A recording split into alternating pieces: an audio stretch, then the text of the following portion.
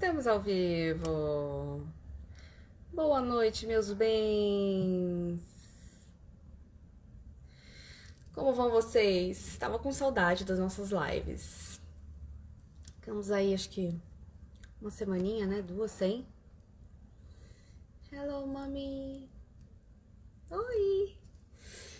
Mamãe sempre maravilhosa. Primeiro chegar a te pegar minha almofada aqui. Ah.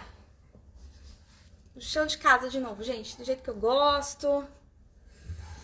É isso. Sejam muito bem-vindos, muito bem-vindas. É um prazer ter vocês aqui. É uma honra. Vamos sextar, falar de um tema importante aí, que são as nossas crianças interiores, né? Eu falei essa semana com vocês um pouquinho lá nos stories sobre o que é a criança interior, quais são os aspectos, né, que a gente, ela enquanto potência ali, ela enquanto criança interior ferida, e o que acontece quando a gente fica muito nessa esfera da criança interior ferida. Então, hoje a proposta é que a gente fale um pouquinho sobre isso. E também eu tenho um exercício que eu quero fazer com vocês no final, que eu não vou deixar gravado, porque eu quero prestigiar quem tá aqui, porque, né, estamos aqui sexta-feira à noite, e quem tá aqui tá aí implicado no próprio processo, todos adultos. Então, realmente, eu quero prestigiar quem tá aqui comigo. Então, sextou.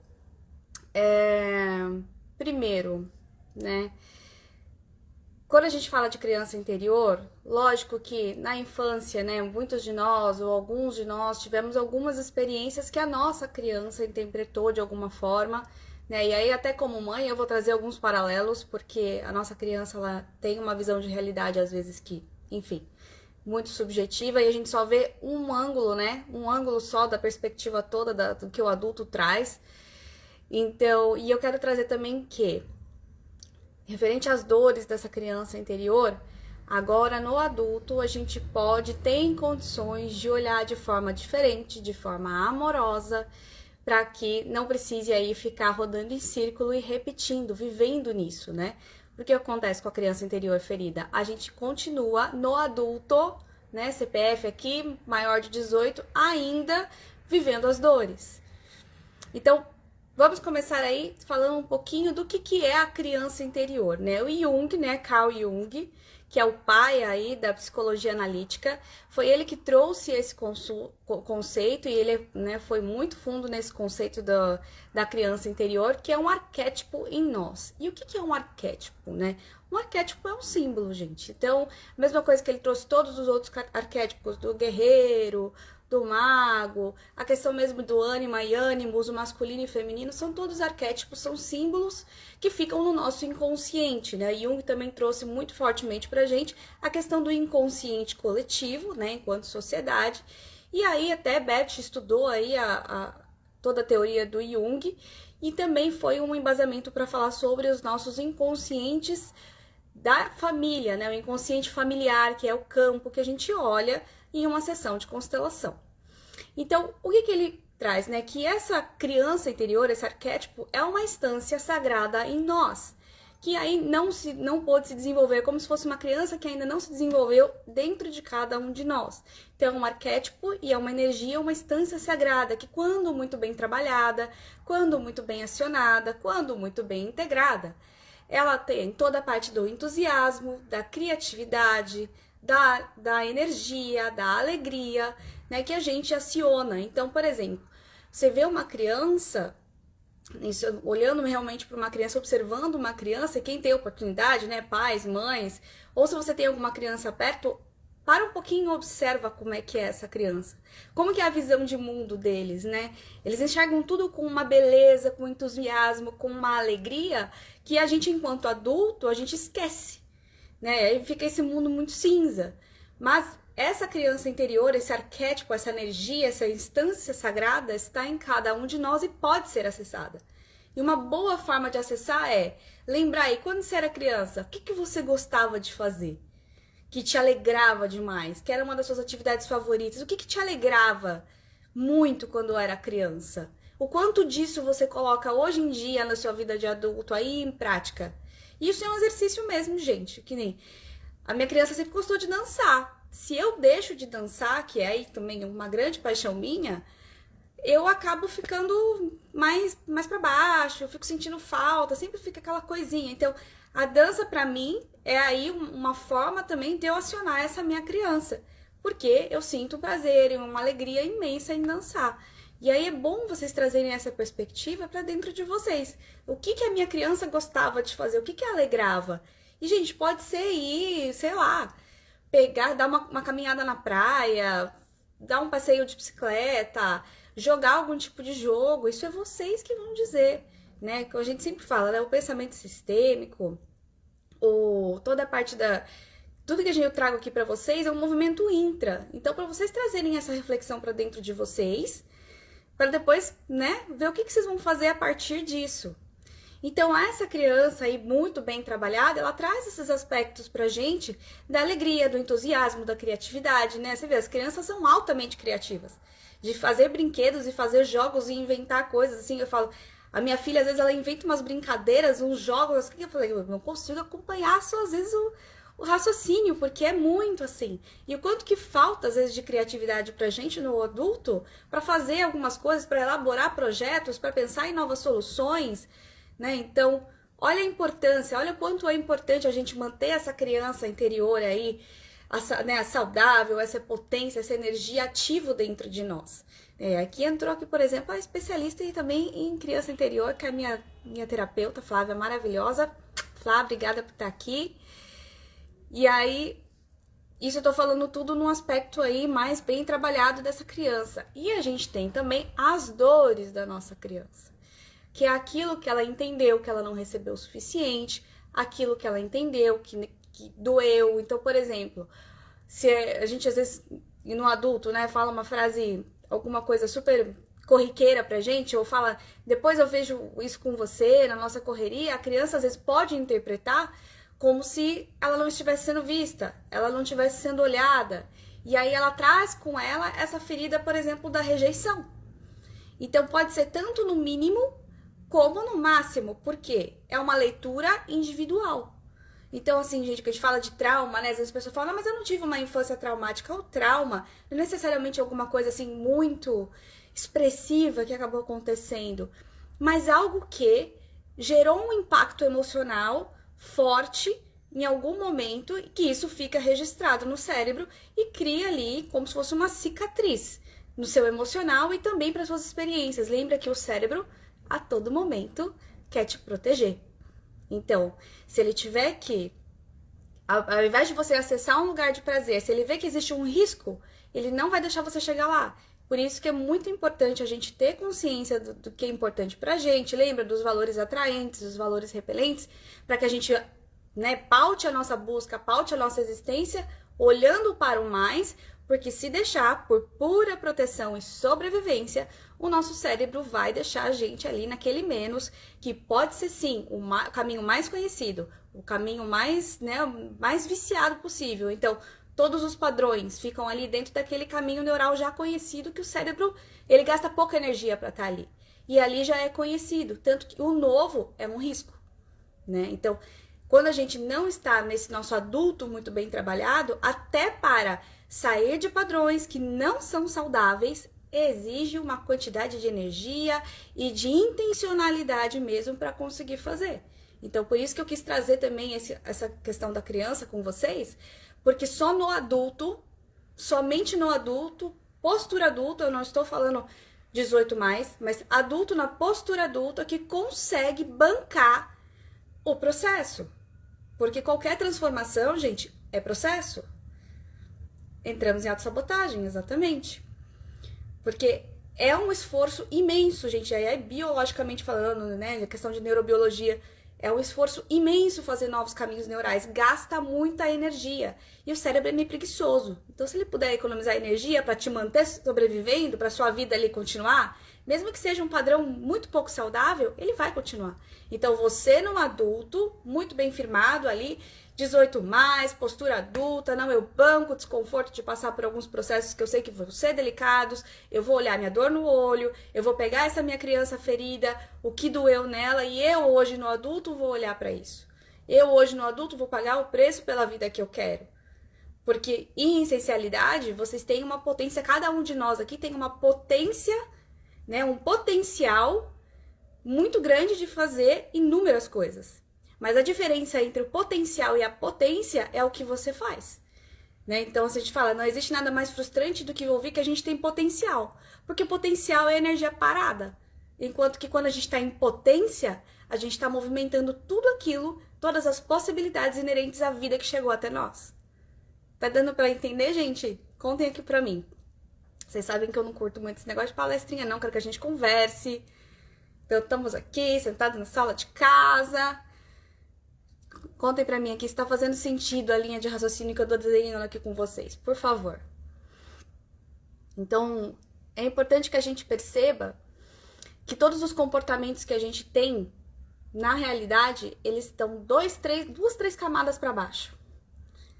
Então, se, por exemplo, você, na sua infância, queria sempre um elogio dos seus pais, você não, sabe, não tinha, os pais não tinham muito costume de elogiar, ou eles eram ausentes por algum motivo e tudo mais, pode ser que você cresça com uma ferida de rejeição, e pode ser que você precise de validação externa o tempo inteiro para poder fazer alguma coisa. Pode ser que você entre em relacionamentos buscando segurança, porque em algum momento você acredita que teu pai, tua mãe ou teus cuidadores não deram a segurança que você queria. Então percebam o quanto é profundo, né? De ver da onde que surgiu, da onde que vem. Nada é só o aparente, nada é só o que está visível aqui aos nossos olhos. São 2, 3 camadas por baixo. Então essa também é uma perspectiva que eu quero trazer para vocês. Então eu trouxe lá para vocês, né, das situações dolorosas, dos traumas que a nossa criança pode ter sofrido, e traz a reflexão, o que aí em mim cabe? Então, se eu tenho uma rigidez, se eu tenho uma dificuldade de entrar em contato com emoção, lógico que existe também um aspecto sistêmico, sempre tem um aspecto sistêmico. Quando a gente está falando aqui da criança interior e da criança interior ferida, a gente está falando muito da esfera do eu, né? Eu aqui CPF, eu enquanto as minhas relações, a minha experiência, mas tudo que chegou até nós através dos nossos pais e a nossa ancestralidade, no nosso ambiente, né? 90% do que a gente aprende não é pelo que fala, é pelo ambiente, é pelo que a gente vê, né? Então as crianças têm uma percepção, elas são verdadeiras esponjas. Então quando você estava crescendo, o que você viu? O que você teve acesso? Se você procura validação externa para conseguir botar seus projetos para andar ou até para se sentir esse sentido de valor, veja se não é disso. Porque, eu não tive, de repente, aí, meus pais me elogiando, meus pais falando pra mim, né, validando algumas coisas e eu fazendo. Ou então pais exigentes, mães exigentes. E aí você fica o tempo todo na esfera do seu adulto, tentando fazer as coisas na máxima perfeição, a um ponto em que você não sai do lugar. Ao ponto que você acha que todo o seu esforço, se não tiver um ok do outro, não tá bom o suficiente. Então, o quanto a gente ainda não procura, nessa criança ferida, o olhar do nosso pai e da nossa mãe em outros olhares. E é essa a reflexão que eu quero trazer para vocês. Saber exatamente. Validar sentimentos e saber mudar padrão. E a gente só consegue fazer isso de novo no adulto, porque a criança não paga o preço pela mudança. Porque ela quer tudo assim. Você já viram o comportamento de uma criança, gente? A criança ela não tem paciência de esperar. Ela se frustra com muita rapidez. Então, a primeira coisa que dá errado, ela já larga de lado. Ela quer tudo pra ontem, né? Então, a questão da frustração é realmente algo muito, muito delicado. Então, quando a gente tá no adulto, a gente sabe que se eu tô viciado num padrão, e até ancestral, digamos, né? Por exemplo, se, de novo, trazendo aí o exemplo da rigidez. Se a rigidez é um padrão familiar de comportamento, de questão de dificuldade de acessar a emoção, e aí vem você, que aí tá cansado de repente, porque você quer aí ter relacionamentos mais saudáveis, você quer conseguir se vincular às pessoas de forma muito genuína, muito entregue, quer ter relacionamentos diferentes. Se você tem um padrão de rigidez que vem lá da sua ancestralidade, logo a sua mãe também não tinha acesso a muitas emoções, você não aprendeu o que era isso enquanto criança, você tá tentando entender o que é isso enquanto adulto. Você vai ter que estar no seu adulto, postura adulta, né? Com esse lugar de agora você cuida dessa criança, você cuida das suas feridas para conseguir validar sentimento, entender o que são as emoções e seguir. Porque não tem como. Se a gente não tem referência, como é que vai querer mudar padrão? Então você vai ter que buscar fazer novas conexões neurais, vai ter que buscar entender mais o que tem profundamente além do que está aparente nas dores. E essa é toda a reflexão que eu quero construir aqui com vocês hoje. Então, feito isso, dos sintomas, né, alguns deles, da rejeição, da questão da validação, da baixa autoestima, né, e a baixa autoestima também eu quero trazer isso com vocês de uma perspectiva muito, muito, assim, pontual em relação, principalmente às mulheres, porque a baixa autoestima é muito ligado com o feminino que a gente não consegue tomar das nossas mães e do olhar que a gente ainda busca de validação das nossas mães. Então, se tem uma coisa que é muito forte, gente, dentro do nosso sistema, é que as nossas crianças, elas querem poder amar os pais delas. Em sua integralidade, independente. Por quê? Porque é a força da vida que chegou até nós. E isso é algo essencial. E a gente sempre vai olhar para o que é essencial no pensamento sistêmico.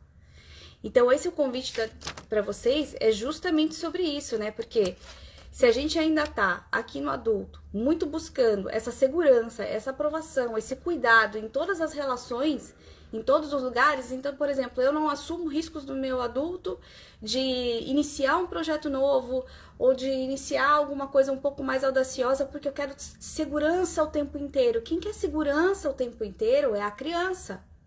A criança quer a segurança. E a segurança vem dos nossos pais. Nós, no nosso adulto, a gente lida com o fato de que existem alguns riscos, e aqui a gente não está falando em imprudência, mas existem riscos e existe o desconhecido. E a gente fala, não, tudo bem, eu aqui no meu adulto eu pago o preço e eu vou olhar para esse risco e eu vou calcular esse risco, eu vou ver se é alguma coisa que eu quero seguir, e se por um acaso não der certo na medida do que eu planejei, tá tudo bem. Mas uma pessoa que está com a sua criança ferida, que vem ali a todo momento, né, e vem na frente do adulto, ela não consegue assumir risco, ou ela não consegue dar um passo além daquilo que já é estabelecido, daquilo que já está conhecido, por mais desconfortável que isso seja. Tá dando para entender? Então, o que é importante, né? Essa criança nossa, principalmente essa criança ferida de que eu tô falando aqui pra vocês, ela é acionada o tempo inteiro se a gente não tá consciente do que dói na gente. Quais são as nossas feridas? Quais são as questões da gente que são muito ali delicadas, que você consegue aí mapear, consegue pensar um pouquinho? Então, poxa, se eu sei que a ferida da rejeição é alguma coisa forte em mim, foi alguma coisa da minha infância que a minha criança entendeu errado, então eu preciso olhar com mais carinho pra isso, porque se uma pessoa virar pra mim e falar assim, de repente, alguém que tem interesse, ou eu tô num relacionamento afetivo, e a pessoa faz algo que eu entendo como rejeição, eu vou sair correndo. Ou eu vou ter uma reação além do que seria necessária. E aí você vê aquelas pessoas que tem, putz, não sei o que eu fiz. A gente entra num processo de luta e fuga. Isso é uma ferida da criança que veio muitas vezes, e aí mais para baixo, né? Chega até a gente, mas é mais para baixo, antes. Então, padrão ancestral, como é que foi a infância dos seus pais? E aí, gente, dores, todas as dores têm seus lugares. Todas as dores têm seus lugares. E é justamente isso que eu quero trazer para vocês, que no adulto a gente cuida das nossas dores. E esse é o convite, inclusive. Para que nós aqui no nosso adulto a gente consiga olhar para as nossas dores e consigamos cuidar delas. E conseguir olhar também para a humanidade. Eu sempre vou trazer esse convite para vocês aqui. Para vocês olharem para a humanidade. Porque dor todo mundo tem. E aí vou falar no lugar de mãe aqui, tá? Nós, enquanto crianças, temos expectativas muito altas. Temos várias expectativas. E temos muitas exigências. Então, de novo, a criança quer o que ela quer, na hora que ela quer, e não tem mesmo como essa noção do que, tipo, hoje isso dá pra fazer, ou isso não dá pra fazer. E questões corriqueiras, gente, questão de dinheiro, dá pra fazer isso, né? Questão de orçamento, dá pra comprar esse brinquedo, ou não, agora a gente consegue adotar um cachorro, não consegue adotar um cachorro, e eu vou trazer isso pra vocês, que nem, de novo, exemplo, né? Passei uma tarde uma vez de um sábado super legal com a minha filha, passeamos, fomos comer doce, fomos tomar café e não sei o que, nananá. Passamos na frente de uma pet shop, é doida para ter um cachorro, eu também quero ter um, só que no momento de vida em que estamos agora, em que eu ainda viajo muito para fazer cursos, né? Estou aí numa transição de carreira, então que o tempo é muito corrido. Falo, não tem possibilidade da gente ter um bichinho agora, mas na medida em que as coisas se acalmarem, algumas coisas finalizarem, a gente pode pensar nisso. Então, a tarde inteira que a gente passou super legal, no momento em que eu falei o não, acabou. Virou tudo. Ela ficou com o bico, ela chorou e criou uma tremenda de uma frustração. Então, quantas vezes, enquanto nós somos regidos pela nossa criança, a nossa vida pode estar ótima. Mas aí, por exemplo, o relacionamento que estava ali em vista de dar certo, não deu certo e tudo fica invalidado. Quantos de nós já não estivemos nessa situação?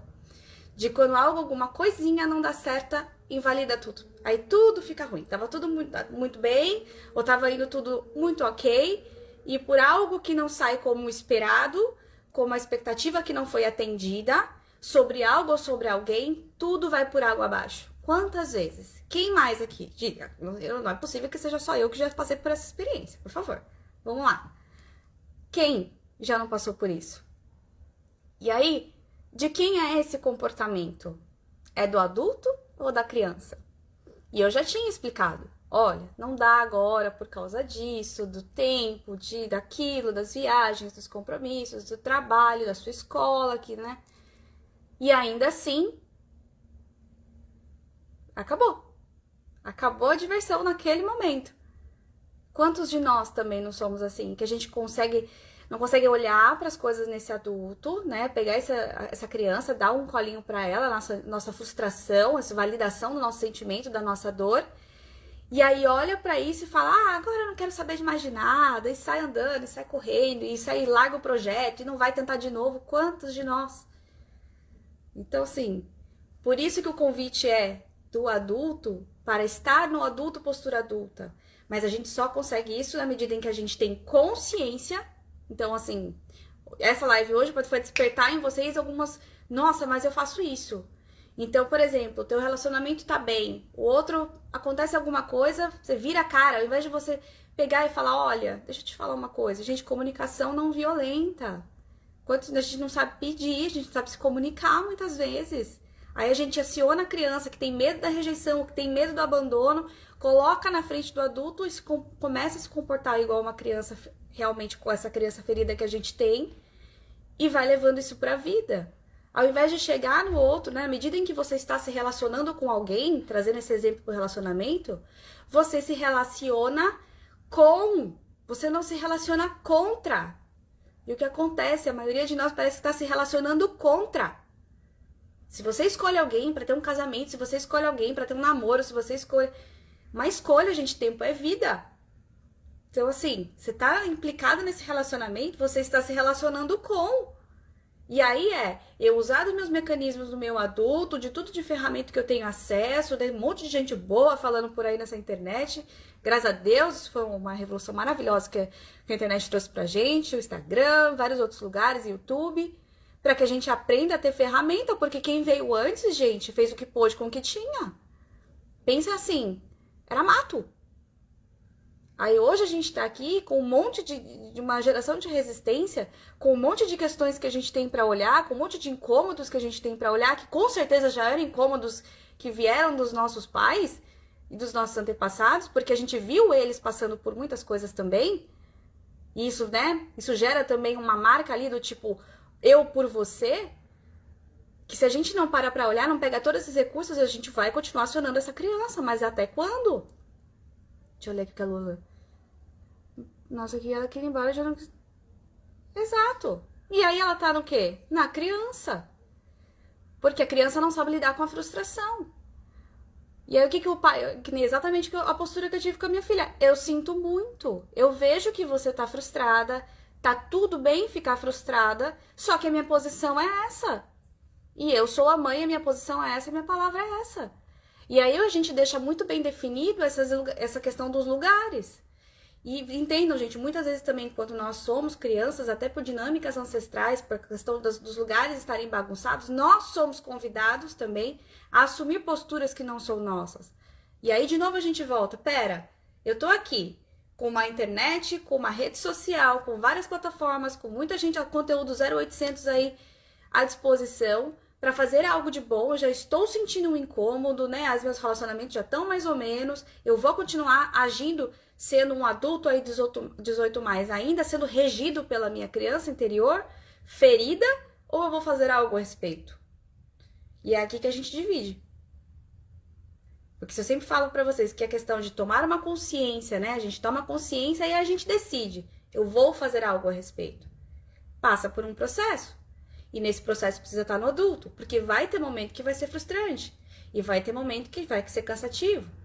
E vai ter momento que vai doer.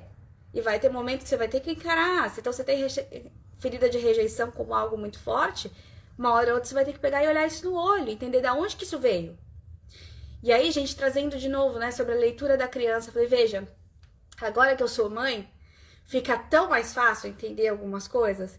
De eu várias vezes olhar para minha mãe e pensar nela, assim, né, nas minhas reflexões, eu falar para ela mesmo, eu falar, você estava me dando tudo e eu ainda exigia mais de você. Porque vejam as nossas configurações de vida. A gente tá num mundo também muito acelerado. Então, quem tem os nossos filhos, eu tenho certeza que a Lena já tem as questões dela comigo. Eu trabalho pra caramba, eu nem sempre estou disponível pra ela. Mas não estou disponível pra ela, trabalhando e tudo mais, em prol de algo maior. Mas a interpretação dela enquanto criança minha mãe trabalha muito e não me dá muita atenção, às vezes. Essa é a interpretação da realidade da criança. E qual que é o prisma maior? Não está disponível porque está trabalhando para ter a manutenção da vida, né, cuidado financeiro, para ter os planos, para a escola, para isso e para aquilo. Você percebem a diferença da visão? Porque assim, a questão da infância, gente, se vocês pararem para pensar, ela é algo, os direitos da criança é algo muito novo. É algo muito novo. No século XIV, os bebês eram considerados como se fossem seres humanos com algum problema. Né? Então, não existia esse olhar para a infância, do quanto as experiências da infância impactavam na vida adulta e por toda a sua existência. Não tinha, isso é novo, isso é do século XIX. O conceito de infância do jeito que a gente tem hoje é extremamente novo. Então, vocês parem para pensar, vocês têm 4.000 e poucos ancestrais, pelo menos, na linhagem de vocês, o quanto de criança não morreu. A taxa de mortalidade, gente, no século XIV, aí, dos primórdios, era de 80%. Então, assim, diante de tudo isso, não é invalidador, não é invalidar o que precisou passar, mas é olhar, pera, deixa eu fazer uma reflexão. Eu passei por o que eu passei, se apropria da história. Aqui ninguém tá falando para negar a história, não, se apropria da história. Mas se apropria da sua história num lugar de protagonismo, não num lugar de vítima. Porque aí, de novo, aí é a tua criança que tá na frente. Com quem eu tô falando aqui hoje? É com a criança ou com o adulto? Tenho certeza que é adulto. Porque se vocês estão aqui, a essa hora, sextou comigo, ouvindo sobre isso, uma questão que é delicada, é o adulto que tá aqui comigo. Ou pode ser uma criança que já tá aí, vai, pedindo pro adulto, pelo amor de Deus, cuida você aqui, porque não tá difícil demais pra mim. Então, pra ter essa perspectiva, se é algo tão... Beijo, querido, obrigada. Se vocês estão aqui hoje, e aí tem essa perspectiva da história mesmo, isso é histórico, do quanto é novo essa questão dos direitos das crianças, desse olhar para a infância, nesse lugar de uma infância com umas relações mais saudáveis, do quanto isso impacta de como a gente faz os vínculos durante a nossa vida, de todas as experiências que a gente vai ter no nosso crescimento, no nosso desenvolvimento, a gente consegue desenvolver um olhar mais amoroso para aquilo que chegou até nós.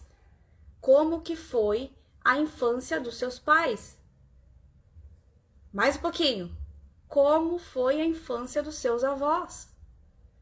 Eles tiveram acesso a tudo que você teve? Independente do juízo de valor? Tá vendo que é uma reflexão mais para baixo? Não para invalidar, mas para trazer perspectiva.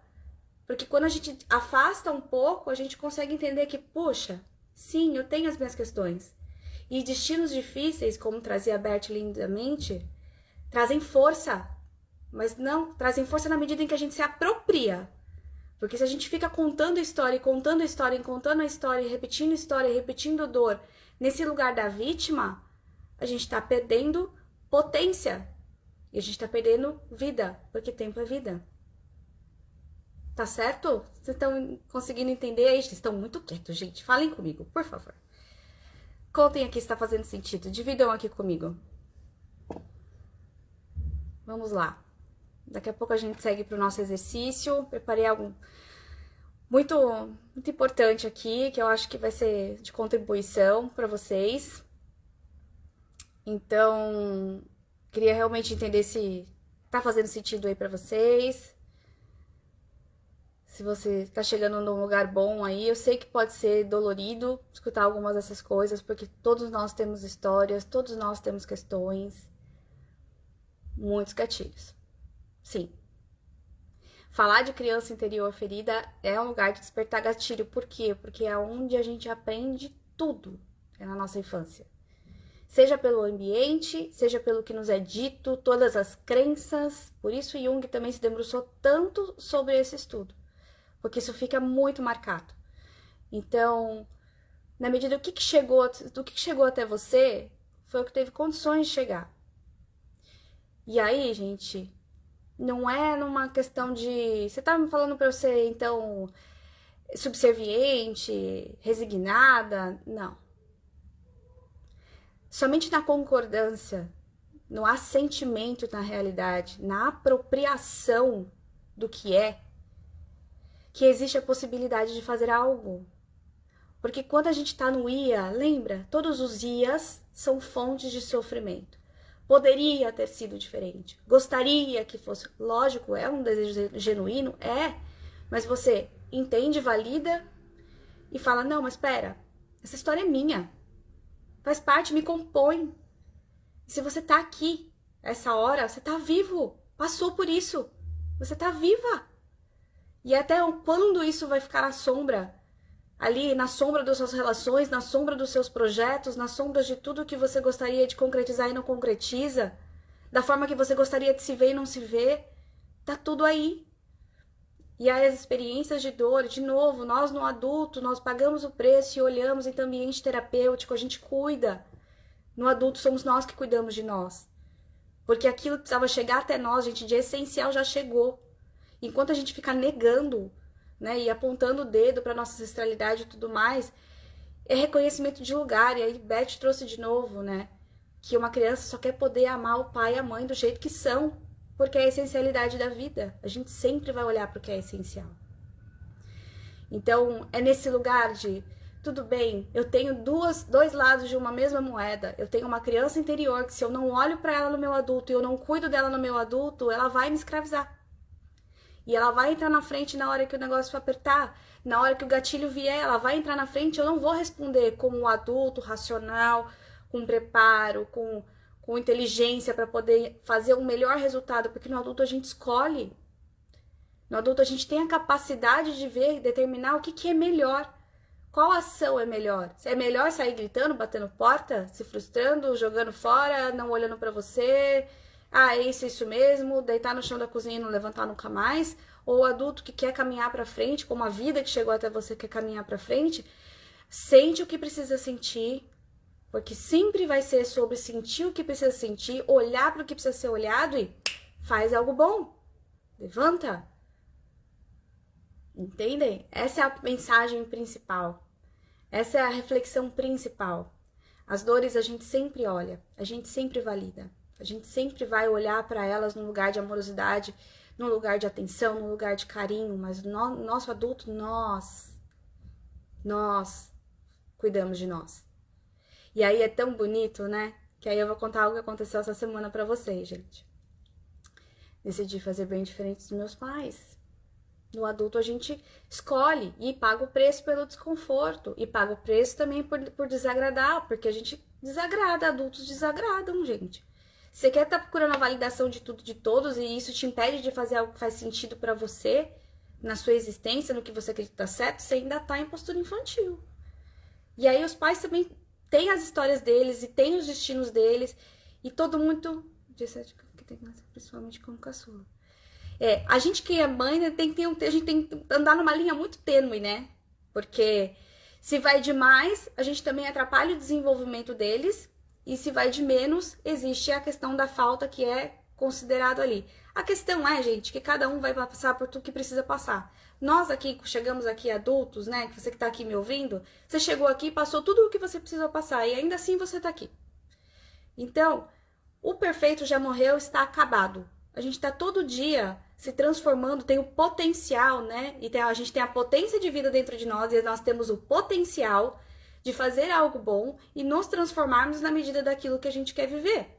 Ou pro que a gente quer se transformar. Então, por exemplo, se eu ainda vou viver uma vida em postura de exigência em relação aos meus pais, eu ainda vou enxergar a vida como insuficiente. Porque se os meus pais, que são a minha fonte principal, não são suficientes, ninguém mais vai ser. Na medida em que eu entendo que eles têm os desafios deles, que eles têm as questões deles, que muitas vezes, quando eles não podem, quando a gente julga que eles não nos deram, eles mesmos não tomaram antes dos pais deles. E não é raro a gente colocar uma constelação que a pessoa traz, alguma síndrome, por exemplo, uma questão de rejeição que vem lá, uma raiz lá dos pais. Os pais estão olhando para os próprios pais, da onde eles também não tomaram. E os avós olham também para os bisavós. Então, vocês entendem que é muito mais embaixo do que o que a gente acredita. E aí a gente aprende com o pensamento sistêmico a olhar para o essencial e olhar para a humanidade das pessoas. Que eu acho que é o que mais bonito tem. E aí quando a gente entra de novo, né, nesse papel das mães, né, que a gente consegue enxergar o quanto a gente era exigente ainda com as nossas mães ou com nossos pais, né, que nem a minha mãe, ela não tem o perfil de ficar abraçando e beijando. Esse não é o perfil da minha mãe. Esse é o perfil do meu pai. Mas ainda assim, quando eu era criança, eu queria da minha mãe. Meu pai me dava carinho nessa questão de chameguinho e tudo mais, a princesinha do papai, aí a filhinha do papai em recuperação que vos fala aqui, né? Enfim, estamos aqui em remissão. Mas eu olhava com o olhar de exigência da minha mãe do tipo, ela só me exige. Ela só quer que eu faça as coisas na perfeição. Cadê o carinho? Cadê o meu braço? Cadê que meu pai me abraça, meu pai me beija, meu pai me põe no colo e minha mãe não me põe? Por que minha mãe não me põe no colo? Olha como é que a minha criança via. E eu deixei de ser cuidada? Eu deixei de ser amada? Não. Mas e como é que foi a infância da minha mãe? Meus avós também não eram de toque, de beijinho, de carinho. Gente, portugueses de raiz, sem espaço nenhum para isso. Era para fazer o que precisava ser feito. E aí vem o eu depois, na minha criança ferida, e exijo, e sigo pra vida exigindo. De olhar, às vezes, muitas vezes, antes de eu conhecer o pensamento sistêmico, de que eu falava que eu era o checklist de sintoma, lembra? De olhar e falar, nossa, mas ainda não é isso que eu quero. Exatamente. E aí, qual que é o jeito que minha mãe demonstra carinho? Através de atos de serviço. Só que a gente tem que ter olho pra ver, gente. Como é que você... Parem pra pensar, isso é outra coisa muito poderosa. A gente quer, quando a criança, a gente quer o que a gente quer do jeito que a gente quer. A gente não quer aquilo que a gente está disponível. A gente quer o que a gente quer, somente isso, do jeitinho que a gente quer. Vocês entendem? É bem infantil mesmo. É muito infantil. E aí também, exatamente, não é do toque. Aí pode ser que sinta a falta do toque, registra como uma falta e você tava ali, super disponível, demonstrando amor do seu jeito. Então aí vem aquela lindo estudo, né, da linguagem do amor do Gary Chapman, que a gente aplica em todas as relações, que o amor, a gente tem um jeito de entender amor e a gente tem um jeito de falar sobre o amor, de dizer, né, com ações, com presentes, com atitudes, com toque, dizer eu amo você, eu me importo com você. Então na nossa criança a gente não enxerga nada disso. A gente só quer ver, a criança só vê aquilo que ela quer. E ela quer o que ela quer, na hora que ela quer e acabou, não é assim? As mães que estão aqui sabem que é assim. Ainda assim. Aí a gente segue pra postura adulta, pra vida, desse jeito. A gente olha pra vida e fala, você tem que me dar o que eu quero, na hora que eu quero, do jeito que eu quero, porque senão eu não quero mais. Aí a gente olha pros nossos relacionamentos e fala pro nosso parceiro, você tem que me dar o que eu quero, do jeito que eu quero, na hora que eu quero, senão você não vale. Quem nunca? Vocês entendem como essa questão da criança é muito poderosa? A gente precisa estar atentos, senão ela domina. E aí, qual que é a beleza? Agora eu sou mãe, agora eu me sinto exigida. Como se eu estivesse dando o que eu posso dar na medida que eu posso dar, do que também é natural pra mim, do que também é humano pra mim. Gente, eu me comunico com presente. Minha linguagem do amor pra demonstrar principal é presente. Então, pra Lorena, eu já percebi que dela é tempo de qualidade. Ela entende amor como um tempo de qualidade. Eu também entendo amor como tempo de qualidade, mas eu me comunico mais como presente. E a gente precisa ter muito querer de autoconhecimento, de pagar o preço para conseguir ver essas coisas, para conseguir mapear. Aí o que acontece? Eu agora, sabendo que eu me comunico com o presente e ela entende como tempo de qualidade, eu equalizo isso. Então, peraí, eu separo um tempo para que a gente esteja junto, para que veja algo junto, para que não sei o que junto. Porque é o jeito que ela abastece o tanque dela de amor. Para que ela não registre falta. No meu, né? Aí, gente, não é um só que é prevalente, tá? É uma hierarquia também. A linguagem do amor também é uma hierarquia. Mas para vocês verem, eu olhava para minha mãe, que não me dava toque físico, que é uma coisa também importante para mim, e falava, não me ama. Não me ama, gente. Essa mulher só me exige. Só me, sabe assim, tá? Arruma as coisas que eu preciso, né? Faz a comida, vai me buscar, isso, mas... Entendeu? E aí, olha isso. Olha a criança berrando. E aí, eu fui pra vida, o trabalho não era do jeito que eu queria, bati o pezinho, saí andando, largava tudo pro alto. O relacionamento, projetava no relacionamento. O relacionamento, o parceiro não se comportava como queria, fazia beicinho. E me ama muito. E aí, quando eu aprendi a desenvolver o olhar para isso, eu vejo quanto de amor que é. E se eu quero um abraço dela, se eu quero um beijo, se eu quero um chamego, eu, no meu adulto, sabendo da minha necessidade, do que eu preciso, porque ela é minha fonte, porque ela é meu porto seguro, meu combustível, eu chego nela e falo, mãe, me abraça. E ela me abraça. Não é o natural dela, porque ela não aprendeu amor assim. Porque ela também não teve. Logo, ela não aprendeu. É o que para mim é importante. Então, os filhos vão aos pais, gente. É essa a ordem. Os filhos vão aos pais. Eu chego nela e falo, mãe, você pode me dar um abraço? Mas antes eu era tão criança que eu achava que era um absurdo ter que pedir isso. Porque afinal de contas é tão importante, né? Nosso grande problema na vida é que a gente tá muitas vezes num lugar também de muita importância. A gente se acha muito importante. Sendo que a beleza é sermos humanos. E a beleza maior ainda é a gente saber qual que é o nosso lugar perante quem veio antes. Só aquele quadradinho, sabe? Que nos cabe, com aquilo que nos cabe, sem precisar ficar carregando, sem precisar ficar apontando, conseguindo olhar para a humanidade de todo mundo que tá do nosso lado, que tá na nossa frente, que veio atrás de nós. Fala, cara, chegou até mim tudo que eu precisava, a vida. A partir daqui, com o que aconteceu comigo, com a minha história, de um lugar de muita propriedade, de muita apropriação do que aconteceu, eu faço algo bom. E aí, essa semana, ela me trouxe aí almoço, eu tava na correria, não tinha preparado almoço pra mim. A Lorena ia almoçar com ela por conta dos horários. Tinha um monte de questões da empresa pra dar uma olhada. Ela trouxe o almoço pra mim. Eu vou botar a foto pra vocês lá depois, pra vocês verem. Botou a foto pra mim.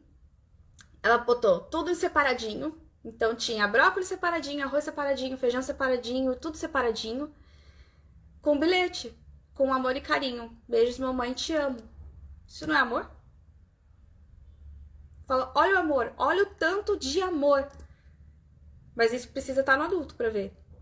Porque senão, que nem foi há um tempo atrás, que eu pedi um abraço e ela continuou fazendo uma atividade, ela tava desenrolando alguma coisa com a mão. Se eu tivesse na minha criança ainda, eu ia falar, poxa vida, eu pedi um abraço e nem assim ela tá me abraçando direito. Então é o desenvolvimento do olhar que vocês vão ter pra vida e pras relações. E de qual lugar vocês vão se apropriar de tudo isso. Então perceba, existe amor. Talvez não seja o amor do jeito que a sua criança quis. Do jeito que ela quer, na hora que quer, mas existe amor. Porque sempre existe amor nas famílias. Sempre existe amor. Às vezes a questão que é um amor que não leva muito para o mais, não é um padrão muito saudável, ainda assim é amor.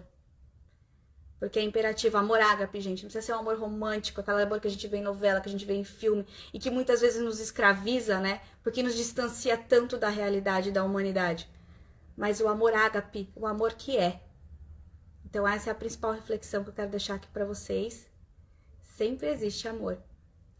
Então, essa é a principal reflexão que eu quero deixar para vocês em relação a toda essa questão desde a criança, né? E que a gente possa usar as nossas crianças, né, de um lugar saudável. Desse lugar de que consegue ver a alegria, o entusiasmo, que consegue ser criativo, que consegue ver amor em tudo. Porque uma criança vê amor, gente. Se vocês, né, uma vez eu vi a Lorena vendo beleza em uma flor que tava na rua, e a gente fica tanto na correria, tanto na loucura, tanto nas nossas exigências, tanto nas nossas projeções, né? Quando a gente tá nesse lugar um pouco menos consciente, que eu via falando, ela parou para observar a flor e a beleza e tava ali detectando se era, né, se era uma flor com traços masculinos, femininos, porque ela tava aprendendo isso na escola. Eu falei, olha isso. Olha o quanto falta disso, dessa criança saudável pra gente, nas nossas vidas hoje como adultos, né, 18 mais, que a gente esquece. E a gente só fica na parte da ferida. Então, essa era a principal reflexão que eu quis trazer pra vocês. E agora a gente vai para o exercício. Como eu disse, eu vou fechar aqui. A gente vai fazer exercício numa live separada, porque eu quero prestigiar quem tá aqui, porque quem tá aqui é adulto, que tá pagando o preço pelo próprio processo, tá me ouvindo, tá sentindo dor, tá sentindo incômodo e ainda assim está escolhendo estar aqui. Eu honro muito isso. Porque isso é pagar o preço pelo processo que quer viver. Isso é pagar o preço pela vida que quer viver. Isso é decidir pela transformação. Então, se deixar rende demais. Então a gente vai pro exercício. Eu vou fechar aqui, porque o conteúdo vai ficar gravado lá no meu feed, para quem não conseguiu, chegou depois. Eu vou fechar aqui. E aí, esperem que eu abro de novo, tá bom? Eu volto aqui e a gente vai fazer o exercício sistêmico. Vejam se vocês já conseguem ficar num lugar mais quietinho, mais separadinho. Deve levar aí uns 10, 15 minutos. E aí a gente segue pro nosso sexto, né? Com a alegria das nossas crianças. Então, me aguardem aí. Já volto. Um beijo no coração de vocês.